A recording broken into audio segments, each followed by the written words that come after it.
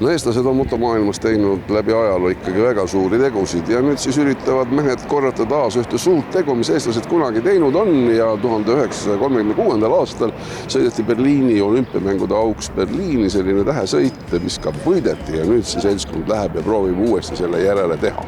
See, millega 1936. aasta juulikuus said hakkama 13 Eesti motomeest ja üks naine, on vaieldamatult meie motorspordi suur ajalugu. Praktiliselt tühjade taskustega ja vähese kogemusega võideti tähesõit Tallinnast Berliini ja seda siis täpselt 90 aastat tagasi. Eestlaste võittoon oli mäekõrgune.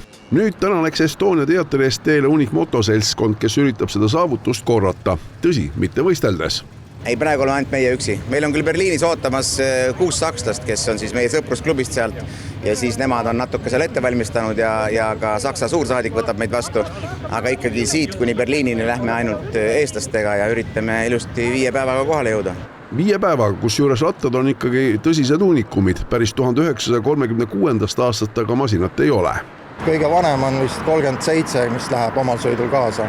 37, 38 ja siis natuke uuemad. Kui risk see selliste ratastega sellise pika maa ettevõtmine ikka on? Või ta praegu tegelikult pole üldse mingi risk tänasel päeval? Noh, eks ikka mehed on ise rattad ehitanud ja oskavad selliseid pisi asju tee peal remontida. Et kui vanasti käidi, siis oli ikka iga paari versta tagant oli mingi hobuse nael tee peal ja need rehvi lõhkumisi oli päris palju, aga tänapäeval see mure on oluliselt väiksem ja pisiremondid mootoril, küll saavad sellega ka hakkama, et ei ole hullu. Kedagi tee peale ei jäeta vedelema? Ei, meil on laibaauto on ka ilusti kaasas ja kui on tõesti hullusti ja pannakse käru peale ja tuleb kaasa ikka. Esimene päev on meil 300 kilomeetrit, see kilometraaž. Siis jõuame Siguldasse ja sealt edasi siis teine öö magame Leedus, siis on 2 ööd on Poolas ja siis on lõpuks jõuame siis Berliini 4 päeva õhtul.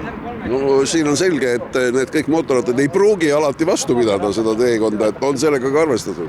Sellega on arvestatud ja on õppust võetud ka 1936 aasta tehtud päevikutest, et mis kõik tee peal võib juhtuda.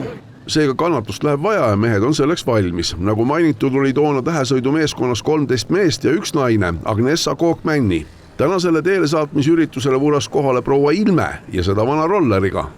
Motopisik on nii hull, et ajab proua rattas. On küll, on ikka küll. Mis rattaga te sõidate? Sõidate sellise vana klassikalise?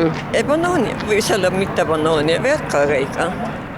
Kui pikalt see on teie käsutuses olnud?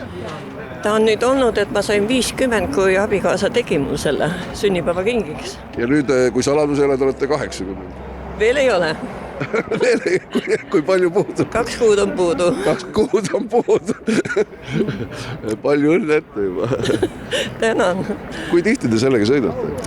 No ma ei ole kaua aega vahepeal sõitnud, siin olid abikaasa surm ja värgid ja siis ikka mul peab mees kõrval olema, kes teda putitab natukene ja aitab.